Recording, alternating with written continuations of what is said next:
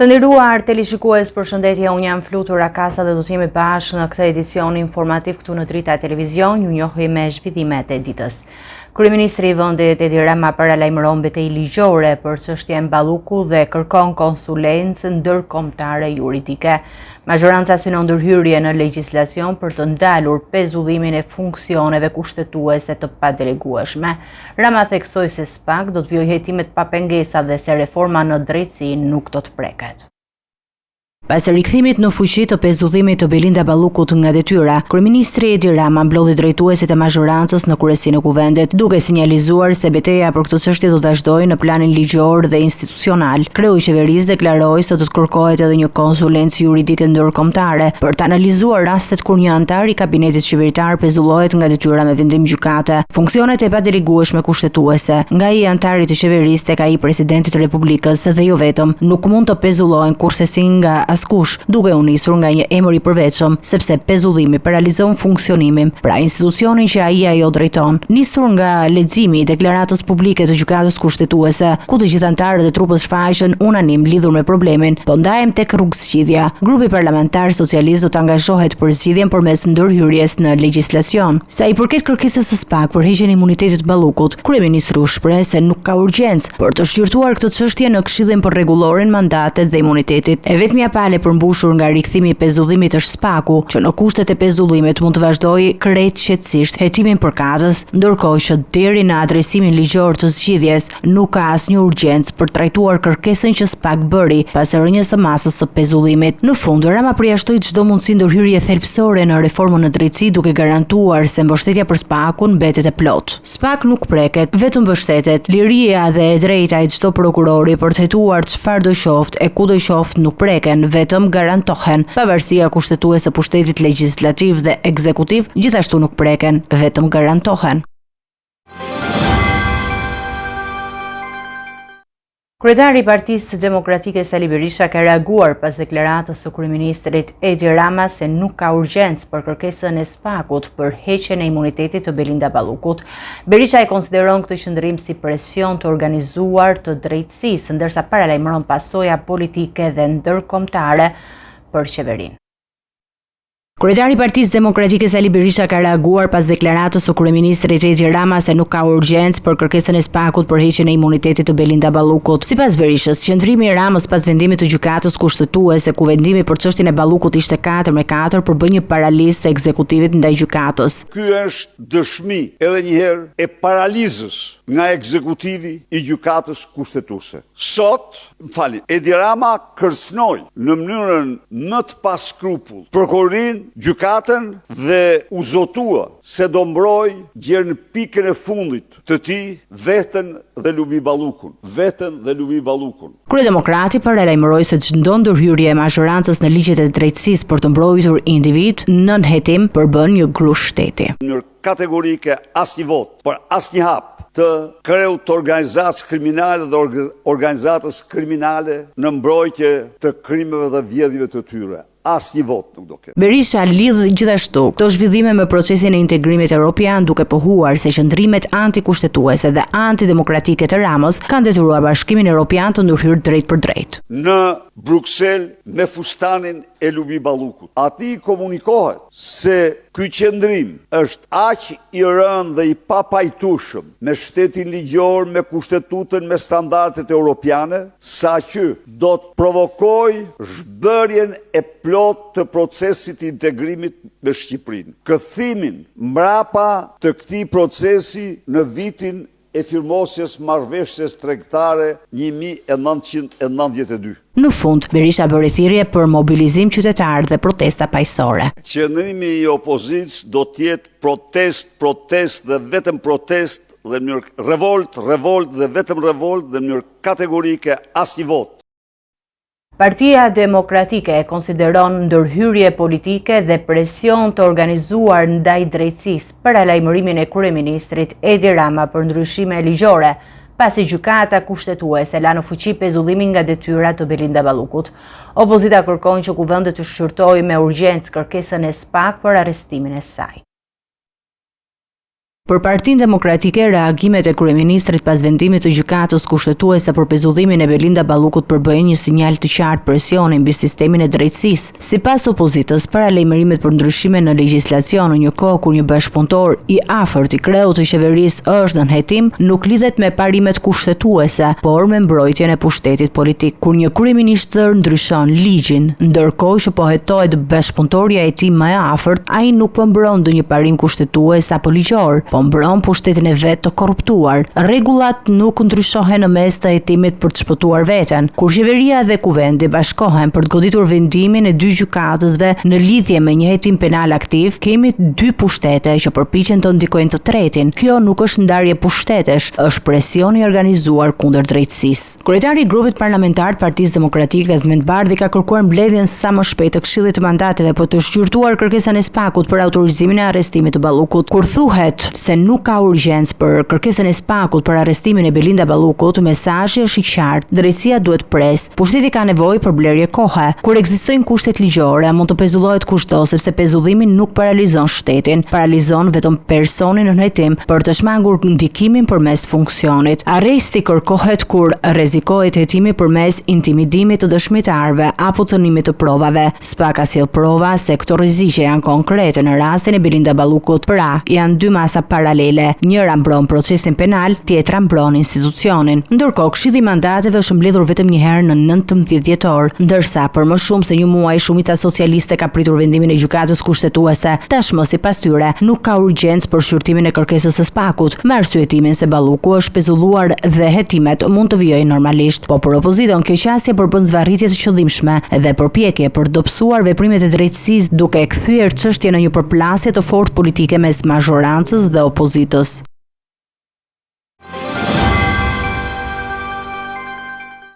Gjykata e posaçme ka pranuar për shqyrtim gjyqësor dosjen ndaj kryebashkiakut të Tiranës Erion Velia, një vit pas arrestimit të tij. Ai me 29 persona të tjerë përfshirë dhe bashkëshorten përballen me disa akuza penale që lidhen me korrupsion dhe pastrim parash. Çështja penale ndaj kryetarit të Bashkisë së Tiranës Erion Velia i ka hyrë zyrtarisht në fazën e gjykimit. Gjykata e posaçme kundër korrupsionit dhe krimit të organizuar vendosi të pranojë kërkesën e prokurorisë së posaçme për kalimin e dosjes në themel, duke hapur rrugën për një proces të gjatë gjyqësor ndaj tij dhe 29 pandehurve të tjerë. Mes të akuzuarve është edhe bashkëshortja e Veliajt, ndërsa hetimet e SPAK-ut kanë ngritur dyshime për përfitime të parregullta financiare dhe favore të dhëna në disa episode të ndryshme. Sipas prokurorisë, në të paktën 9 raste subjektet tregtare dhe organizata jo fitimprurse dyshohet se kanë ofruar para apo pasuri të paluajtshme në mënyrë paligjshme. Ndaj kryebashkiakut rëndojnë 5 akuza, mes tyre shpërdorim detyre, korrupsion, pastrim parash, mosdeklarim pasurie, si dhe futja e sendeve të ndaluara në ambientet e paraburgimit. Vet Velia i ka mohuar akuzat duke i cilësuar si të pabazuara. Seanca e kësaj të hënë u shoqërua me bojkot nga ana e avokatëve mbrojtës, shka solli zhvillimin e procedurave në mungesë të tyre. Ndërkohë, betejë ligjore e kryebashkiakut vijon edhe në gjykatën kushtetuese, ku ai ka kundërshtuar masën e sigurisë arrest me burg, kërkesë që është pranuar në shqyrtim. Velia u arrestua në 10 shkurt 2025 në zyrën e tij, ndërsa çështja ka sjellë përplasje politike dhe institucionale, përfshirë edhe vendime që lidhen me administrimin e Bashkisë së Tiranës dhe proceset zgjedhore. Kryetari i Bashkisë së Rogozhinës, Edison Memolla, do të vuajë 1 vit burg pas vendimit përfundimtar të apelit të gjykatës së posaçme. Trupa gjykuese rrezoi kërkesën për pafajësi apo zëvendësim të dënimit me shërbim prove, duke lënë në fuqi vendimin e shkallës së parë.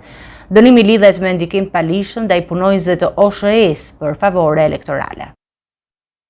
Apeli i gjykatës së posaçme kundër korrupsionit dhe krimit të organizuar ka vulosur dënimin me 1 vit burg për kryebashkiakun e Rogozhinës Edison Memolla, duke e bërë vendimin të formës së prerë dhe të ekzekutueshëm menjëherë. Trupa gjykuese përbërë nga gjyqtarët Florian Kalaja, Igerta Hysi dhe Daniela Shirka shqyrtuan ankimimin e paraqitur nga mbrojtja, por vendosi që të mos ndryshojë dënimin e dhënë nga shkalla e parë. Kërkesa për shpallje të pafajshëm apo në konvertim të masës së shërbimit prove nuk u pranua. Sipas dosjes hetimore, Memolla u përfshi në një rast pas ndikimit palishëm gjatë zgjedhjeve të pjesshme lokale të 6 marsit 2022, ai u regjistrua duke ndërhyrë pranë punonjësve të operatorit të shpërndarjes së energjisë elektrike për të mos i ndërprerë energji një abonenti debitor në këmbim të mbështetjes me votë. Çështja nuk përfshin vetëm kryebashkiakun. Apeli konfirmoi gjithashtu dënime për 3 pandehur të tjerë. Blerim Xhamani u la në fuqi me 1 vit e 8 muaj burg, ndërsa për Isuf Toskun u ruajt masa me të njëjtin dënim, por e pezulluar me shërbim prove. Po ashtu në fuqi mbeti edhe dënimi me 1 vit burg për ndritshim Tavxhafaj. Me këtë vendim, procesi gjyqësor përfundon dhe autoritetet pritet të zbatojnë menjëherë ekzekutimin e dënimit për Memollën, duke çuar atë drejt vuajtjes së masës së burgimit. Për të 7-ën ditë radhazi, banorët e Rrjollit vjojnë rezistencën kundër ndërtimit të resortit turistik të biznesmenit Bashkim Ulaj.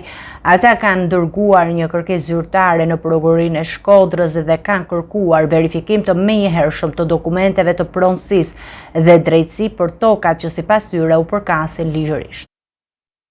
Për të 7-ën ditë radhazi, banorët e Rrjollit vjojnë rezistencën kundër ndërtimit të resortit turistik të biznesmenit Bashkim Ulaj. Protesta e sotme mori një dimension të ri pasi banorët janë zhvendosur përpara Bashkisë së Shkodrës për të qartë kërkesën e tyre për zgjedhje ligjore. Ata kërkojnë që institucionet e drejtësisë të veprojnë me prioritet dhe të shmangin çdo vonesë që mund të dëmtojë të drejtat e tyre pronësore. Sipas banorëve, dokumentet që disponojnë tregojnë pronësinë e lishme të tokës dhe çdo ndërhyrje apo leje ndërtimi që shkel të drejtën e tyre konsiderohet e padrejtë dhe e pabazuar. Ata paralajmërojnë se nuk do të ndalen derisa të marrin një përgjigje të qartë dhe të zbatueshme nga autoritetet. Kena një problem shumë serioz me pronën tonë, siç ishim te Prokuria e Shkodrës, i na zhvendos para Bashkisë Shkodrës për të marrë reagimin e një nga zyrtarëve të Bashkisë Shkodrës, me që asnjë s'ka begenisë me fol për problemin tonë. Ne në zonë që administrona nga Bashkia e Shkodrës, nuk jena komunitet i vogël, bëhet fjalë me na marrë të tanve pronat, me na lënë pa prona, jo një familje, jo 2, por gjithë fshatin. Banorëve po ju plaçkitet prona. Si është marrë leja e ndërtimit, kush e ka dhënë, pse e kanë dhënë, në bazë të çfarë kriterësh e kanë dhënë, kush është pyet, sepse asnjë nga këta banorë të Rrjollit nuk janë pyet. Nuk mundem me shku me pyet kompleksit për Rrjollin, as ata të Dukaxhinit nuk mundem marrë me fol për Rrjollin. Dëgjesa publike që ata pretendojnë, firma ndërtuese pretendon që ka bë, nuk është bërë me banorët e Rrjollit. I lutem a shumë të dalin, të reagojnë edhe të mbrojnë qytetarët e vet. Të mbrojnë ata për cilët është votuar me mbrojt. Nuk është votuar me dalë me mbrojt investimet e Bashkim Ulës apo të Fatmir Shpes, falsifikimet e tyre. Është votuar me na mbrojt ne si qytetar. Në protestë morën pjesë edhe emigrantë shqiptarë nga Gjermania dhe Anglia, të cilët u kthyen posaçërisht për të mbështetur komunitetin e tyre në Rrjoll. Sipas tyre, solidariteti i diasporës është një mesazh se çështja e tokave nuk është vetëm një problem lokal, por një çështje që prek të drejtën për pronën dhe transparencën ligjore në vend. Banorët e Rrjollit bëjnë thirrje për ndërhyrje të menjëhershme ligjore dhe paralajmërojnë se protestat do të vijojnë çdo ditë derisa bashkia dhe institucionet përkatëse të ofrojnë një zgjidhje përfundimtare, duke shmangur çdo mundësi për rritje të procesit. Prefekti i ri i Qarkut të Tiranës, Shkëlqim Hajdari, ka marrë zyrtarisht detyrën duke prezantuar prioritetet dhe vizionin e tij për drejtimin e institucionit. Hajdari u zotua se do të jetë prefekti të gjithë qytetarëve pa dallim dhe se ligji do të jetë udhërrëfyesi vetëm në ushtrimin e detyrës. Prefekti i ri i Qarkut të Tiranës, Shkëlqim Hajdari, ka marrë zyrtarisht detyrën duke prezantuar prioritetet dhe vizionin e tij për drejtimin e institucionit. Në një deklaratë për mediat, Hajdari u shpreh se do të jetë në shërbim të gjithë qytetarëve pa dallim. Do të jem prefekti i të gjithëve. I autotonës dhe Tiranës dhe i çdo qytetari tjetër që jeton në këtë metropol pa dallime politike, fetare apo shoqërore, sepse Tirana është e fortë vetëm kur qytetarët e saj janë bashkuar. Hajdari theksoi se ligji do të jetë udhërrëfyesi vetëm në ushtrimin e detyrës, ndërsa bashkëpunimi me bashkitë dhe institucionet do të bëhet me pashmëri dhe respekt. Në ushtrimin e kësaj detyre, ligji do të jetë busolla ime e vetme. Drejtimi, koordinimi dhe kontrolli i lishmërisë së ndërtarisë së bashkive dhe institucioneve qendrore ligjare do të bëhet me pashmëri, përgjegjësi dhe respekt për njëri tjetrin. Prefektura do të jetë një urë bashkëpunimi, sepse qytetarët kanë nevojë për institucione që flasin me një zë dhe punojnë për të gjithë për një qëllim për përmirësuar jetesën e tyre dhe shërbimet që duhet t'i japi shteti. Ai rrëfioi gjithashtu se pas një karriere 35 vjeçare në shërbim të shtetit shqiptar, posti i prefektit mund të jetë edhe detyra e tij e fundit në administratë, duke konsideruar këtë një mundësi për të kontribuar në zhvillimin institucional dhe rritjen e besimit të qytetarëve te administrata publike. Hajdari ka shërbyer në role të ndryshme në administratën publike dhe ka një përvojë të gjatë në menaxhimin e proceseve institucionale, duke u fokusuar veçanërisht te transparenca, koordinimi dhe respekti i ligjit. Policia e Vlorës ka identifikuar një prej personave të përfshirë në sulme ndaj avokatit Kujtim Çakrani, ndërsa hetimet për zbardhjen e plotë të ngjarjes dhe për kapjen e autorëve të tjerë vijon intensivisht. Çakrani u sulmua fillimisht me ofendime dhe sharje, më pas u godit me një mjet prerës, tip thike pas koke. Policia e Vlorës ka identifikuar një prej autorëve të dhunës ndaj avokatit të Ilir Metës, Kujtim Çakranit. Bëhet fjalë për 40 vjeçarin Skerdilaj Xhindi, i cili është padhur në kërkim për veprën penale, plagosje rënë me dashje, kryer në bashkëpunim. Policia vijon identifikimin e personave të tjerë të përfshirë në këtë sulm, ndërkohë që avokati Kujtim Çakrani ndodhet në kujdesin e mjekëve në spital jashtë rrezikut për jetën. Ngjarja ndodhi ditën e diel në një pikë karburanti në rrugën transballkanike pranë hyrjes së qytetit të Vlorës. Sipas deklaratës së avokatit, konflikti filloi përderë në një automjeti të lënë hapur, por ai mohoi të ketë patur konflikte të mëparshme me autorët. Çakrani u sulmua fillimisht me ofendime dhe sharje, e më pas u godit me një mjet prerës tip thik pas koke. Avokati theksoi se nuk beson se arsyeja e vërtetë e sulmit ishte parkimi, duke sugjeruar motive të fshehta. Policia e Vlorës po punon intensivisht për të identifikuar dhe kapur të gjithë personat e përfshirë dhe për të dokumentuar rrethanat e plota të ngjarjes. Policia e Tiranës ka vënë në pranga një 37 vjeçar nga Kosova i akuzuar për shantazh ndaj një 24 vjeçareje. Ai e kërcënonte me publikimin e materialeve intime dhe i kërkonte 100.000 euro. Arrestimi u bë pas denoncimit të SRS. Shantazhet përmes rrjeteve sociale vijojnë të mbeten një fenomen shqetësues pavarësisht të rasteve të përsëritura dhe thirrjeve të vazhdueshme të autoriteteve për denoncim. Një rast i tillë është zbardhur së fundmi nga Policia e Tiranës, e cila ka arrestuar një 37 vjeçar të dyshuar për kërcënime dhe zhvatje. Në pranga ka rënë Hasan Loku, me origjinë nga Kosova, i cili sipas hetimeve dyshohet se posedonte foto dhe video intime të një 26 vjeçare dhe kërcënonte vazhdimisht me publikimin e tyre në rrjetet sociale. Në këmbim të mos të materialeve, ai kishte kërkuar një shumë prej 100.000 eurosh. Në presion të vazhdueshëm dhe frikën nga ekspozime të reja, vendosi t'i drejtojë policisë, duke e bërë denoncimin që çoi në ndërhyrjen e menjëhershme të uniformave blu dhe arrestimin e të dyshuarit. Materialet proceduriale i janë referuar prokurorisë së Tiranës për veprime penale, shtrëngimi me anë të kanosjes ose dhunës për dhënien e pasurisë, ndërsa autoritetet u bëjnë thirrje qytetarëve që të denonsojnë çdo rast të ngjashëm për të parandaluar pasoja dhe më të rënda.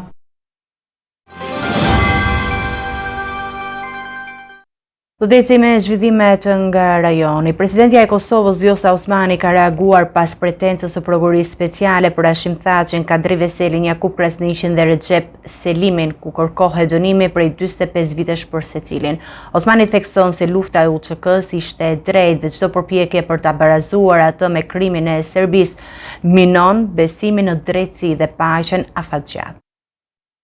Përmes një postimi në rrjetin social Facebook, presidenti Osmani rikujtoi se pavarësia e Kosovës është rezultati i vullnetit të popullit dhe një sakrifice shekullore ku mijëra dëshmorë dhe civil dhanë jetën për lirinë e vendit. Ajo theksoi se ushtria çlirimtare e Kosovës luftoi me heroizëm dhe në mënyrë të pastër, ndërsa krimet e agresorit serb përfshin gjenocidin, masakret, dhunimet, dëbimet dhe shkatrimin e qytetarëve dhe fshatrave, të cilat kanë qenë veprime të qarta kundër popullit shqiptar. Osmani u shpreh se çdo përpjekje për të barazuar luftën çlirimtare të UÇK-s me krimet e Serbisë do të minonte drejtësinë dhe paqen e Kosovës. Kosova dhe qytetarët e saj kërkojnë drejtësi. Lufta e UÇK-s është e drejtë dhe e pastër. Kjo është e vërtetë dhe nuk ndryshohet me tentime për të rishikuar historinë dhe për të njollosur dhe zhvliftësuar betejën e popullit Kosovës për liri, tha presidentja e Kosovës. Reagimi i Osmanit vjen në një moment kur gjykimi ndaj ish udhëheqësve të UÇK-s po zhvillohet në dhomat e specializuara në Hag, ku prokuroria ka kërkuar 45 vite burgim për secilin nga të akuzuarit, duke ngritur akuza për krime lufte dhe krime kundër njerëzimit. Të nderuar teleshikues, do të jemi me parashikimin e motit.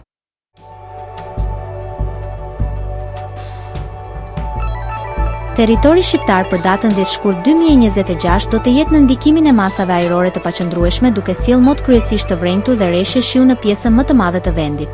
Paraditja do të karakterizohet nga vranësira të dendura dhe reshje shiu her pas here, ndërsa pasditja vijon me reshje shiu të dobëta deri mesatare kryesisht në zonat qendrore dhe jugore. Temperatura minimale pritet të zbresë deri në 1 gradë Celsius, ndërsa ajo maksimale do të arrijë deri në 15 gradë Celsius në zonat bregdetare. Gjatë ditës nuk priten intervale të gjata me diell për shkak të vranësirave të shumta. Era do të fryejë lehtë deri mesatare nga drejtimi jugor dhe juglindor me shpejtësi 3 deri në 5 metra për sekond. Deti do të ketë dallgëzim mesatar rreth 2 ball. Indeksi ultraviolet për Tiranën më 10 shkurt 2026 pritet të jetë i ulët rreth 2. Sipas të dhënave astronomike, lindja e diellit në Tiranë do të jetë rreth orës 6:35 minuta, ndërsa perëndimi rreth orës 17:15 minuta. Temperaturat minimale dhe maksimale për disa qytete kryesore të Shqipërisë do të jenë si më poshtë. Shkodër, 9 deri në 13 gradë Celsius. Kukës, 3 deri në 9 gradë Celsius. Peshkopi, 5 deri në 8 gradë Celsius. Tiranë, 10 deri në 14 gradë Celsius. Durrës, 9 deri në 15 gradë Celsius. Kavaj, 8 deri në 15 gradë Celsius. Elbasan, 9 deri në 13 gradë Celsius. Berat, 7 deri në 15 gradë Celsius. Korçë, 1 deri në 6 gradë Celsius. Vlorë, 10 deri në 13 gradë Celsius. Gjirokastër, 6 deri në 12 gradë Celsius. Sarand, 8 deri në 14 gradë Celsius.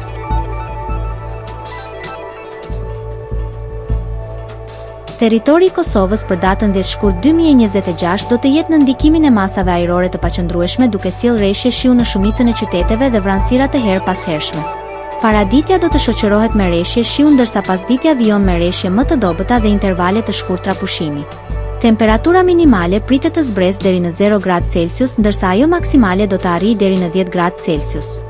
Era do të fryejë lehtë nga drejtimi jugor me shpejtësi 2 deri në 4 metra për sekond. Indeksi ultraviolet për Prishtinën më 10 shkurt 2026 pritet të jetë i ulët rreth 2. Sipas të dhënave astronomike, lindja e diellit në Prishtinë do të jetë rreth orës 6:32 minuta, ndërsa perëndimi rreth orës 17:07 minuta. Temperaturat minimale dhe maksimale për disa qytete kryesore të Kosovës do të jenë si më poshtë. Mitrovica, 2 deri në 8 gradë Celsius. Podujev, 0 deri në 8 gradë Celsius. Skënderaj, 1 deri në 8 gradë Celsius. Pej, 3 deri në 7 gradë Celsius. Prishtinë, 1 deri në 8 gradë Celsius. Gjakov, 3 deri në 10 gradë Celsius. Malishev, 3 deri në 9 gradë Celsius.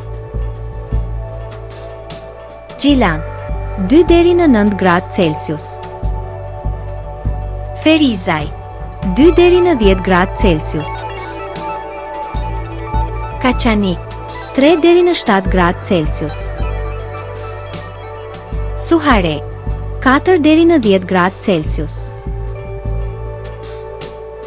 Prizren, 2 deri në 10 gradë Celsius. Ishte gjithçka e përgatitur në këtë edicion informativ. Për më shumë zhvillime dhe informacione, klikoni në faqen tonë zyrtare drita.tv. Mund na ndiqni në rrjetet sociale, Facebook, Instagram, YouTube, ku jemi me përditësime në çdo kohë. Vazhdoni të shndroni në shoqërinë e programacionit të Drita, bashkë me u takofshim në edicionin e ardhshëm.